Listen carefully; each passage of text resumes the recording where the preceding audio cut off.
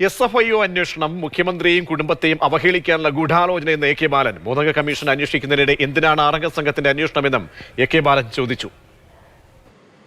കോടതിയുടെ പരിഗണനയിലുള്ള ഒരു കേസിൽ മുൻകൂട്ടി കോടതിയുടെ അറിവോ സമ്മതമോ ഇല്ലാതെ എങ്ങനെയാണ് എക്സാലോജിക്ക കമ്പനിയുമായി ബന്ധപ്പെട്ടുകൊണ്ട് ഒരു 3 അംഗ ഇൻവെസ്റ്റിഗേഷൻ ടീം കോർപ്പറേറ്റ് മന്ത്രാലയം നടത്തുന്നതിൻ്റെ ഇടയിൽ ഒരു 6 അംഗ ടീമിനെ വെച്ച് അത് 8 മാസം കാലാവധി കൊടുക്കുക. അപ്പോൾ ഇത് തീർത്തും ഒരു മനുഷ്യനെ, ഒരു കുടുംബത്തെ അവഹേളിക്കുന്നതിനും അപമാനിക്കുന്നതിനും നടക്കുന്ന ഗൂഢാലോചനയാണ്. ഈ ഗൂഢാലോചനയുടെ പിന്നിൽ ചില ശക്തികളുണ്ട് എന്നുള്ളത് ഞങ്ങൾക്കറിയാം. അത് ഈ പൊതുസമൂഹത്തിൻ്റെ മുമ്പിൽ കുറച്ച് ദിവസം കഴിഞ്ഞാൽ വ്യക്തമാവും.